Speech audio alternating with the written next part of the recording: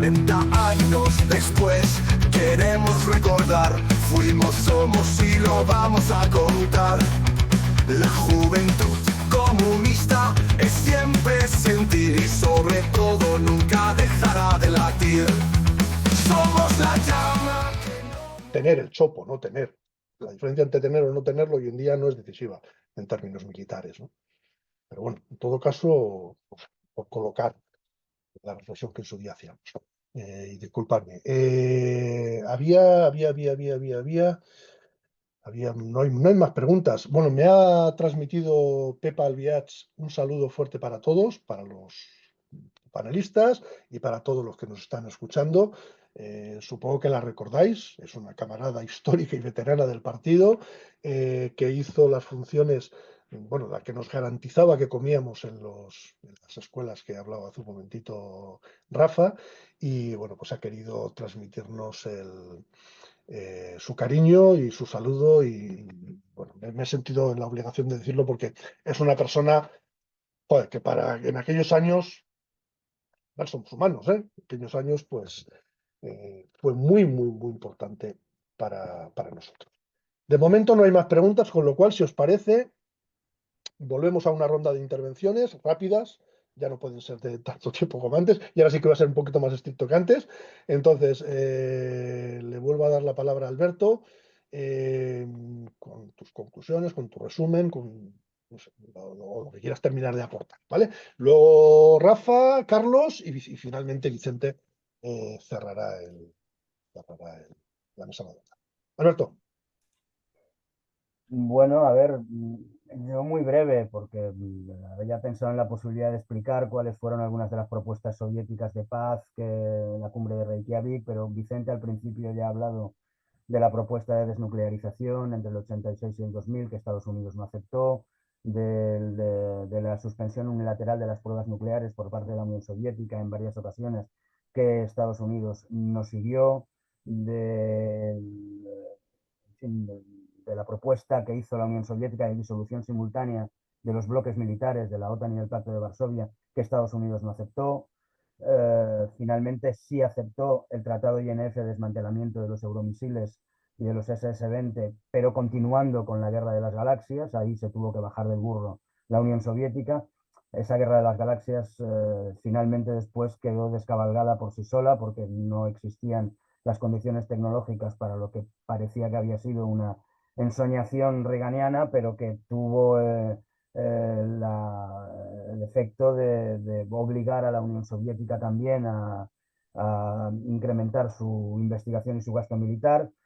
Y lo que nos encontramos después, en el año 91, se firma un tratado, el START, de limitación de ojivas nucleares, que va a tener varias secuencias y varias secuelas, pero lo que nos encontramos después de la disolución de la Unión Soviética es a los Estados Unidos haciendo de gendarme mundial, empezando con la guerra de Irak, la primera guerra de Irak, que fue el aviso de Estados Unidos al mundo: aquí ya solo quedo yo, soy el policía del mundo.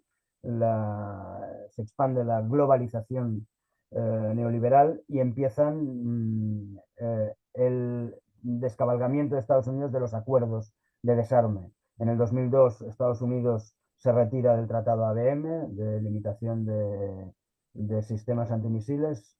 En el año 2019 Trump, como sabéis, retira a Estados Unidos del Tratado INF, lo cual le permite en el 2024 avisar, anunciar que en el 26 va a volver a desplegar Estados Unidos armas de alcance intermedio en Europa, en Alemania en concreto. De manera que yo creo que lo que estamos en estos momentos asistiendo de nuevo es a una situación relativamente parecida a la de los 80, en la que Europa vuelve a ser un escenario de guerra, en el que las posibilidades de desencadenarse una conflagración nuclear son muy elevadas de nuevo, y tal vez con una diferencia, y es que la crisis imperialista no es exactamente la misma que habían tenido entonces. El imperialismo, el capitalismo tiene menos cartuchos. Después de la crisis del 2007 y de la emergencia de China, Estados Unidos es un imperio declinante, claramente, y ellos son conscientes, y en esas condiciones son comprensibles las políticas cada vez más agresivas que pueden conducir realmente a una situación muy crítica y a una conflagración nuclear, a un ataque sistemático de Estados Unidos a por los recursos del mundo, como estamos escuchando ya en los anuncios que está haciendo Trump en nombre de una fracción de la burguesía y de las élites norteamericanas.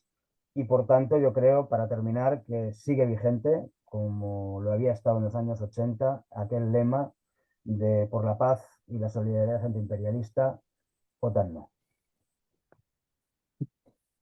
Bravo, Alberto. Rafa, venga.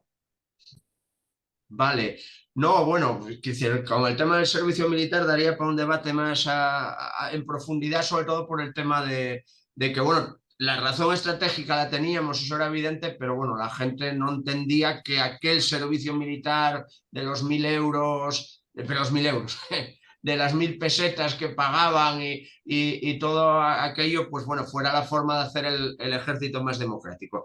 En todo caso, también incluso nos tocó gestionar el tema de la primera guerra del Golfo, ¿no? Y la batalla que se dio ahí. En aquel momento incluso llegamos a plantearnos, creo que lo debatimos en algún comité central, el tema de una estrategia de deserción si se acababa provocando todo el tema de una movilización masiva de jóvenes y demás, que bueno, después no se produjo. Y ahí, por poner una anécdota personal, ¿no? De cómo iba evolucionando desgraciadamente el mundo, que decir, dado que ahí también la Unión Soviética desapareció del escenario, bueno, pues ya en la deriva final del proceso, recuerdo la primera vez que en una pequeña tertulia en un café en Gijón con mucha gente a la que habíamos compartido aquella lucha, se me ocurrió decir que por primera vez la Unión Soviética estaba siendo cómplice del imperialismo en Irak. Entonces me miraron todos como diciendo, ¿de dónde qué le pasó? ¿No? Pero bueno, que fue esa deriva de alguna manera que también hizo que el desaparecer de la Unión Soviética del escenario mundial como fuerza antiimperialista y fuerza de paz lo estamos pagando a día de hoy claramente, y en aquel momento empezamos a visualizar claramente que nuestra pertenencia a la OTAN nos estaba haciendo cómplices de toda una serie de guerras que vinieron después, que se dieron en territorio europeo, que se siguen dando en territorio europeo y que se dieron en otros lados, ¿no? Y entonces en esa línea yo creo que hay una consigna que también figuraba en los documentos del primer congreso, que de alguna manera yo volví a releer para lo de hoy, que decía: la lucha por la paz es la tarea central del momento, en torno a ella se constituyen y engarzan problemas vitales de la humanidad. Pues yo creo que a día de hoy esa consigna o ese análisis sigue siendo perfectamente válido, porque de nuevo se vuelve a hablar de la posibilidad de una guerra nuclear limitada en Europa, se frivoliza con la posibilidad de que se pueda usar el arma nuclear de una manera total. Entonces yo creo que en esa línea el tema de OTAN no va a ser fuera, y el tema de apostar por la reducción del gasto militar, por las vías políticas para solventar los conflictos políticos, el tema de terminar con las armas nucleares sigue siendo un elemento fundamental de la lucha de los comunistas y las comunistas y de la clase obrera en general, y que de alguna manera pues habrá que retomar de forma más importante en los meses y años que nos toca seguir adelante. Muchas gracias, Rafa. Carlos. Sí, bueno, pues yo creo que también como conclusión, hoy estamos no existe la Unión Soviética, pero tenemos al imperialismo que está en una posición totalmente agresiva, siempre lo estuvo desde cuando cayó la Unión Soviética o fue derrotada, según se analice. Bueno, supuestamente íbamos a entrar en una era de paz, de tranquilidad, de desarrollo, y fue todo lo contrario. Es decir, el imperialismo del capital siempre va a querer continuar aumentando su tasa de ganancia, y la OTAN siempre fue y es el brazo armado del capitalismo internacional, con la potencia hegemónica de Estados Unidos, ¿no? Entonces, la OTAN se ha ido ampliando hacia el este. Hoy estamos pagando las consecuencias de esa ampliación sin freno de la OTAN, hacia las fronteras de Rusia.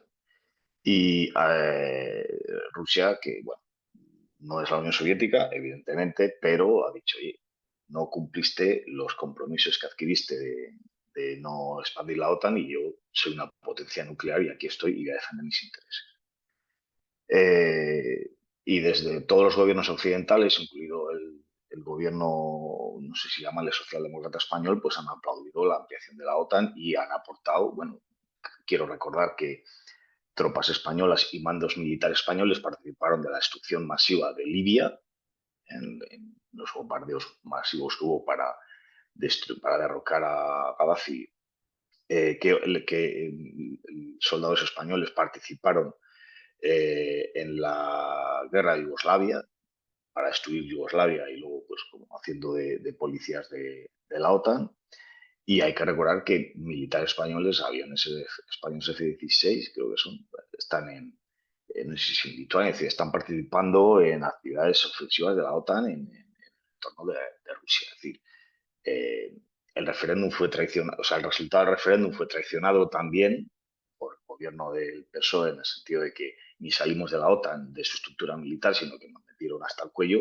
Y por tanto, hoy tenemos que decir que hay que salir de la OTAN y ese bloque militar tiene que desaparecer y tiene que haber un mundo multipolar en paz y en progreso. Y defender, por supuesto, que la única alternativa al desastre nuclear, a la desaparición del género humano, es el socialismo. Y hay que decirlo con la cabeza bien alta.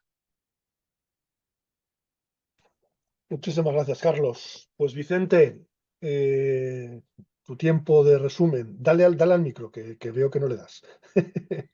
Dale al micro, Sí, ahora sí. Tu tiempo de gracias. resumen y ya vamos terminando la mesa redonda.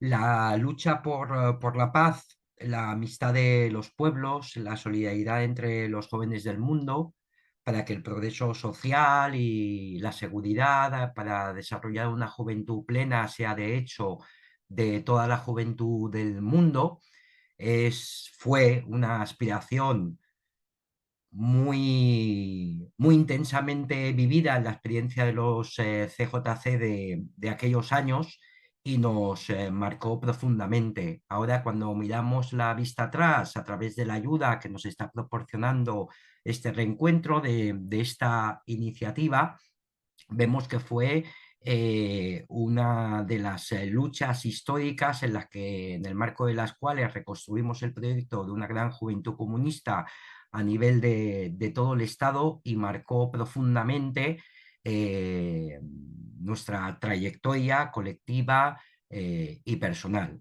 Hemos hecho hincapié en cómo nos forjamos también a través del análisis de las derrotas, no solo de las victorias y las capacidades colectivas y el privilegio que significaba dar todas estas luchas en una organización con un proyecto político, ideológico claro, unas pautas de organización y una metodología en la que te permitía el crecimiento personal y político, el nutrirte de las experiencias de otros colectivos, de las opiniones de otros camaradas, siempre en un ambiente de construcción positiva o casi siempre en un ambiente de construcción positiva y de escuela de comunistas, que era como vivíamos o pretendíamos construir, y yo creo que lo conseguimos durante ciertos años seguidos, una escuela en la que podíamos aprender al lado de las luchas de nuestro pueblo a ser mejores personas, a ser más útiles a la etapa y al pueblo que nos ha forjado, que nos ha traído hasta aquí, a sentirnos imbricados en la lucha de la humanidad y en la lucha de la clase obrera por aspirar a un mundo justo, en paz, donde todos podamos desarrollar nuestras capacidades y estar seguros de que nuestras necesidades van a estar cubiertas, independientemente de la extracción social o de las condiciones personales o familiares o territoriales en las que hayamos nacido. Esa aspiración está directamente implicada a lo largo de los momentos históricos en la lucha por la paz, en la resolución pacífica de los conflictos y en el respeto a que los pueblos puedan autodeterminar su futuro y sean soberanos a la hora de organizarse. esa aspiración en la que participamos activamente y de la que aprendimos muchísimo en aquellos años, queda hoy patente que sigue siendo un elemento central de la causa del socialismo, de la actividad de los comunistas y un referente importante para construir, digamos, una alternativa. La lucha por la paz era también un elemento digamos, integral de la actividad que realizábamos. No solo correspondía al responsable por la paz o al responsable de internacional o solidaridad de cada colectivo, de cada comité intermedio. Esto me parece importantísimo. Vino después, en la otra mesa redonda, en el streaming del 23 de noviembre, Carlos Márquez nos explicaba cómo una de las tareas centrales que la Coordinadora de Estudiantes de Enseñanza Media de Cataluña tenía pensada y diseñada a través también de la aportación de los jóvenes comunistas en esta plataforma, en esta coordinadora de representantes, era que en los momentos de reflujo de las movilizaciones estudiantiles, un tema central que tenía que aparecer para que estos jóvenes estudiantes pudiesen seguir organizando y pudiesen seguir cultivándose de manera multifacética y no solo como instruidos, sino como personas jóvenes que tienen capacidad de ser sujetos históricos, pues como las actividades de solidaridad y de lucha por la paz deberían de formar parte importante de los organismos o de las iniciativas estudiantiles en los institutos de enseñanza media, de FP e incluso en la universidad.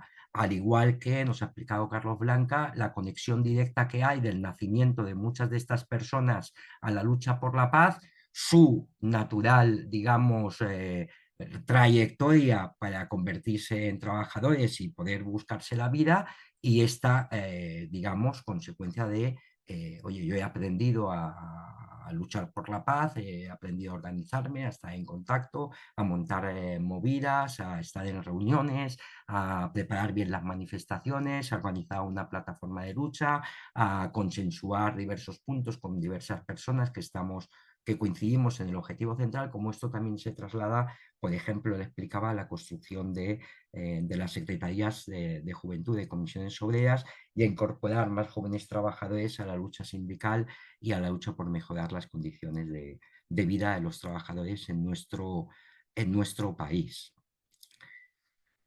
La posición en cuanto al servicio militar la habéis explicado. Yo siempre la entendí que nosotros abogábamos por un servicio militar, por la participación activa, por el servicio militar obligatorio en otro ejército muy distinto al que teníamos.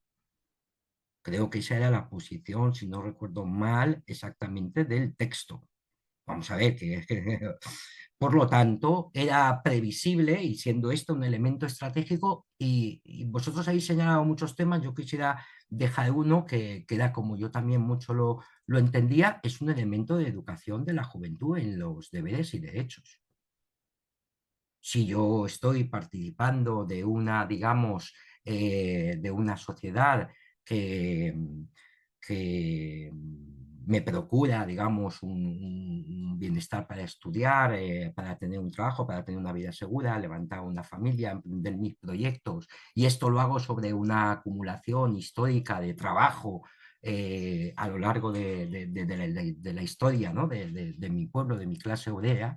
Yo también tengo que contribuir al bienestar social y a los deberes comunes. Y esta educación en derechos y deberes de la juventud, para la época y donde le ha tocado vivir, era trascendente, era central en la manera en que nosotros teníamos que afrontar, digamos, la incorporación de jóvenes a una conciencia, digamos, a una responsabilidad consciente. Una responsabilidad consciente.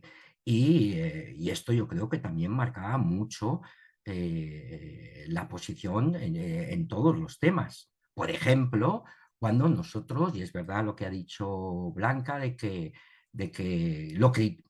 me acuerdo muy bien del curso de introducción, donde hacíamos mucho hincapié en que teníamos que saber no caer en la riñonitis, repartir mejor las tareas, acompañar la vida militante con nuestras responsabilidades personales, familiares, con el deber que teníamos de estudiar y de abrirnos camino. Siempre teníamos una posición de derechos y deberes también como canta nuestro himno. No podíamos construir una juventud, digamos, desde una vía individualista de que yo me desentiendo de los deberes colectivos, de las responsabilidades sociales para con mi tiempo, ¿vale? Pero digo, todo esto en un marco general de construcción de un ejército distinto y de una mesura de gasto militar. Nosotros también lo señalábamos, un ejército profesional iba a ser mucho más caro, aparte de las cosas que habéis señalado. Paga quien, o sea, quien manda paga, pero es que iba a ser mucho más caro la de IVA que una mili obligatoria. Y luego la vocación de masas, respetando y siendo solidarios y, por supuesto, garantizando en nuestra legislación el derecho a la objeción de conciencia. La mayoría de los y las jóvenes de las familias de la clase obrera iban a la mili y tenían en su recorrido familiar y de historia de vida esta experiencia. Y nosotros teníamos que estar ahí en ese contexto. Por último, quisiera señalar esta capacidad de los CJC que no tuvieron otras organizaciones y movimientos y que vuelve a entroncar con la gran tarea titánica de reconstruir un proyecto de la juventud comunista, claro en lo ideológico, potente en lo organizativo, con un estilo y una vocación de masa y una escuela de comunistas. Pudimos entender que la lucha empezaba en cierta manera con esta derrota, o que la lucha continuaba, ¿vale? Y que el futuro era nuestro en muchas mejores condiciones que otras organizaciones y otras experiencias de lucha que podían tener otros jóvenes y que carecían o no tenían este tipo de instrumento conceptual y de vocación organizativa. Y en ese terreno yo había preparado un poquito qué pasó después. Yo me había quedado en el primer congreso, ya habíamos salido de esta derrota, hicimos el primer congreso, yo me acuerdo de la campaña del congreso en septiembre, cuando la dirección, la Comisión Estatal de Dirección marcó los objetivos de la campaña del Congreso, porque cualquier congreso de los CJC no solo era discutir los documentos, sino trabajar muchísimo en todos los órdenes. Bueno, el Fondo de Solidaridad al Congreso se marcó en 3 millones de pesetas. Pero es que el aumento de la militancia se marcó en 1000 jóvenes comunistas. Y la capacidad organizativa que marcó la campaña del Congreso en septiembre era de doblar el número de núcleos y de colectivos. Bueno, cualquiera que lea esto después de la derrota, ya estos están locos o manejan otro tipo de análisis, ¿no? de alternativa. Y era esto segundo lo que pasaba, de locos no estábamos. Nosotros sabíamos y estábamos convencidos que la lucha continuaba y que esta derrota era muy importante desde el punto de vista de la acumulación de fuerzas y de la construcción de un proyecto alternativo para nuestro país que teníamos muy claro en este terreno de la paz, ¿no? Y de la salida de España de la OTAN y de profundizar una política de neutralidad activa y solidaria. Pero es que luego nos vamos a una gran fiesta de Nuevo Rumbo en el 87, gigantesca, en el Palacio de Deportes, bajo el lema España sin bases, Europa sin misiles, bajo la égida del partido que justo un año después, unos meses después de la derrota, sigue planteando en la agenda de la lucha del pueblo de los pueblos de España estas cuestiones. El 5, 6, 7 y 8 de diciembre del 87 hicimos una cosa extraordinaria que fue el encuentro de jóvenes por el derecho al trabajo, yo contra el paro y tú, en el Salón de Actos de la Unión Sindical de Madrid Región, donde vamos a hacer este sábado este tema, ¿vale?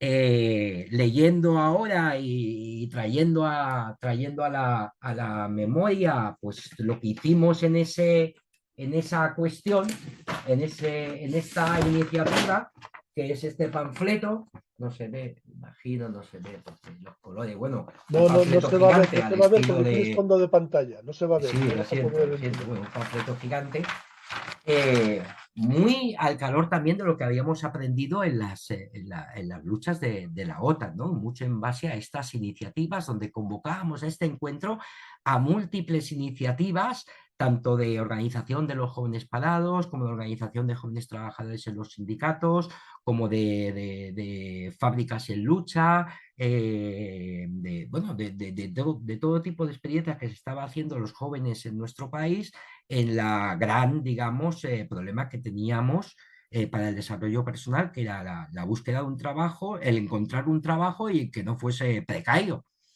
¿vale?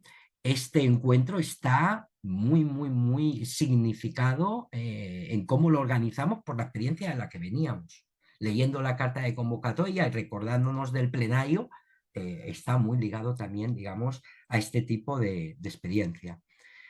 Marcó mucho también el 4 de marzo del 88, eso lo recordará Alberto mejor que yo, pero fue muy significativo en nuestra vida que ese día José Antequera, secretario general de la JUCO, fue asesinado en el aeropuerto de Bogotá y en torno a esto hicimos una campaña de solidaridad muy importante. Creo, no me acuerdo exactamente cuántos, pero recogimos dineros bastantes como para comprar decenas de chalecos antibalas. No puedo decir ahora cuántos, que al centenar no llegamos porque son carísimos, pero hicimos una contribución muy importante uniendo esta lucha por la paz no solo a los estudiantes y al tema del movimiento obrero y a la lucha contra el paro, sino también muy significativamente y se incorporaron de manera muy natural porque lo habíamos hecho de la mano, camaradas y trabajo de cada colectivo que se había estado haciendo por la paz y que se seguiría haciendo, pero muy centrado también en el tema de la solidaridad. El 27 de octubre del 88 se constituyó la Plataforma Juvenil por el Empleo. La experiencia en las coordinadoras juveniles por la paz yo creo que también fue un caldo de cultivo para que esto fuese, junto con las condiciones objetivas en las que se estaba dando esta lucha, para poder organizar esta plataforma que fue muy significativa en lo que significaba para nosotros también la unidad del movimiento juvenil eh, de manera amplia, no sectaria. El 1 de diciembre hicimos la marcha juvenil contra el plan de empleo juvenil, todos a Madrid, en la que también fue una gran experiencia, y el 14 de ella lo habéis señalado, la huelga general. En el 89, en julio, participamos en el 13 Festival Mundial de la Juventud y los Estudiantes. Ya lo habíamos hecho en el 85, en el 12, como he señalado antes, bajo el mismo lema al que nosotros le señalábamos también la OTAN, ¿no? y la salida de las bases. En diciembre del 90, entre el 7 y el 12, se produce la 13 Asamblea General de la Federación Mundial, Vicente, bajo estamos el lema fuera de por un mundo tiempo, ¿eh? justo, 2 enfrentar los minutos, por favor. desafíos. Vale, en Atenas. En esta Asamblea General, el movimiento progresista, democrático, más importante del mundo durante los últimos 50 años, concentrando centenares de miles de organizaciones juveniles en los festivales y centenares de organizaciones en la Federación Mundial. Ahí se termina con el derecho a veto de una organización sobre otra. Esto es muy significativo para entender los cambios que se está produciendo, digamos, en el movimiento juvenil internacional progresista y democrático, que posteriormente facilitarían el 1 de abril del 91 en el Consejo General de la Federación Mundial, celebrado en el Líbano, por 23 votos a favor y 6 en contra, un hecho trascendental de lo que significaba nuestra apuesta por la paz y la amistad y la contribución de la juventud de nuestro Estado a la amistad de los pueblos, que fue el ingreso de pleno de hecho de los CJC en la Federación Mundial de la Juventud Democrática. El 5 de abril del 91, el Congreso Extraordinario de la Unión Internacional de Estudiantes, en la misma línea de lo que vengo contando, también dio a estudiantes progresistas el mandato de pleno derecho y a la Coordinadora de Estudiantes de Enseñanza Media de Cataluña el estatus de miembro consultivo. En julio del 91 organizamos nuestro primer viaje a Cuba turístico social, para jóvenes de hasta 30 años. Me gusta también señalar esto. Nos alojábamos en campañas, organizábamos actividades lúdicas, culturales y deportivas. El viaje salía por 144.000 pesetas de aquel entonces.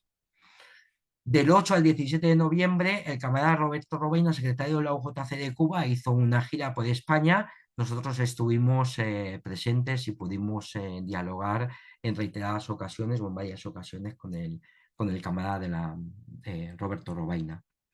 En febrero del 92, junto con la Unión de Jóvenes Trabajadores Socialistas de la República Popular de Corea, organizamos en Madrid una conferencia internacional juvenil en apoyo a la reunificación de Corea, íntimamente ligado a la paz en esta zona del mundo y al armisticio. Bueno, podría señalar alguna más, pero bueno, me gustaría, está un encuentro internacional de solidaridad organizado por la campaña Desenmascaremos el 92, con todo el tinglado del 92 que hicimos en Sevilla, y que formaba parte de esta campaña, que era transversal y muy amplia, y donde también participamos los CJC organizados, ¿vale? Los viajes a Cuba, que había dicho yo ya en el 91, también lo continuamos en julio y agosto del 92 con las brigadas de trabajo voluntario en Cuba. Me acuerdo que nos alojábamos en el Abra y el campo voluntario era el Paraíso, con trabajo voluntario con las unidades de la UJC cubana, unidades del ejército de la UJC cubana para trabajos agrícolas. La lucha continuó y seguimos construyendo CJC y llegamos al tercer congreso el 11 de julio de 1993. Ahí ya empezó otra historia que se ha seguido escribiendo por parte de los camaradas que continuaron con esa bandera y que siempre han tenido nuestra admiración y nuestra más absoluta complicidad. Nuestra iniciativa llega hasta ahí, pero en el grito de la lucha por la paz, la solidaridad antiimperialista, la paz, también queremos reconocer y saludar el trabajo de las actuales organizaciones juveniles comunistas que siguen levantando la bandera y que se consideran herederas de los CJC. A ellos nuestra máxima admiración. Gracias.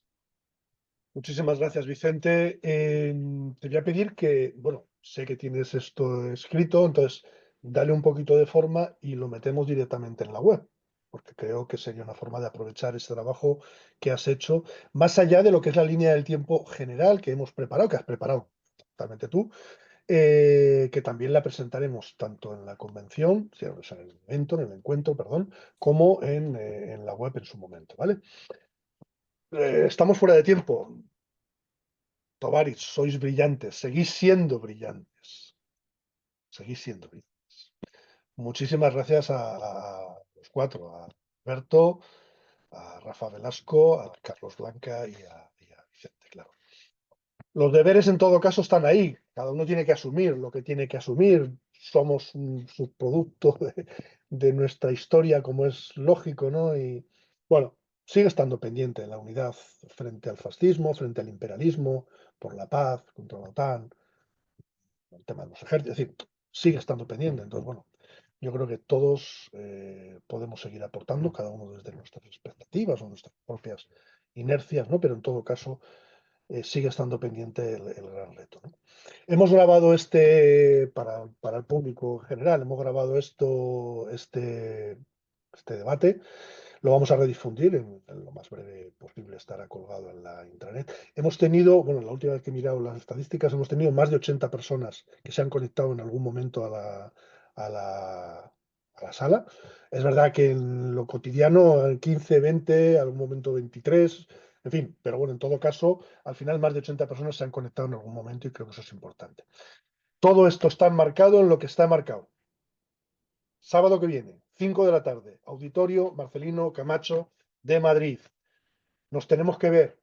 Vamos a contar con la actuación de Gustavo Cabrera, que por cierto ha participado, de hecho algunas de las preguntas las ha planteado. Rojo Cancionero y Orlis Pineda. Haremos un súper homenaje a JM Céspedes. No puedo contar ningún detalle, pero obviamente, bueno, pues situaros en que vamos a hacer un gran homenaje pues a alguien tan relevante, tan importante para nosotros como fue José Miguel Céspedes, ¿vale? Vamos a vídeos, bueno, todo lo que he dicho antes, la exposición, en fin, sorpresas, mesas, participaciones externas, bueno, todo eso va a estar ahí, ¿vale? Os tengo que pedir, comprar la entrada, por favor. Comprar la entrada, desde luego si vais ahí, comprar la entrada porque os vamos a regalar una insignia, bueno, vamos a regalar, no, pagado, una insignia, una camiseta, un Juventud Especial, que se está, bueno, en fin, fantástico, y un Trivial, que va a ser muy divertido, de verdad, es verdad, pues lo decía al principio, solo vais a poder jugar los que éramos CJC, porque mira, las preguntas, por poneros 6 rápidas, algunas muy fáciles, otras. ¿La Juventud Sandinista actuaba en Chile? ¿Verdadero o falso?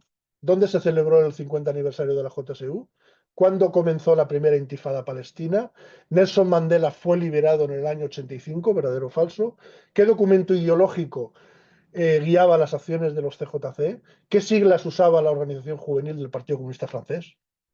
Estas son 6 variables. Esta es una de las tarjetas que tendréis en ese trivial y que, en fin, os invito a que os tengáis en cuenta que lo vais a tener dentro de ese pack militante. 40 euros.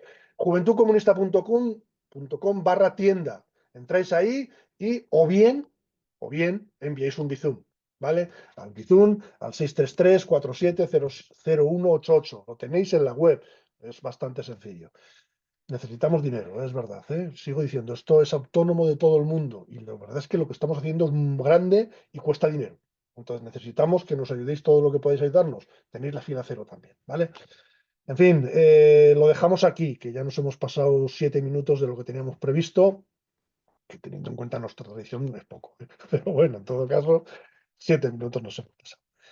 Vuelvo a decir, muchísimas gracias Vicente, muchísimas gracias Carlos Blanca, Alberto, Rafa y muchísimas gracias a la gente que ha asistido. 40 años después, queremos recordar, fuimos, somos y lo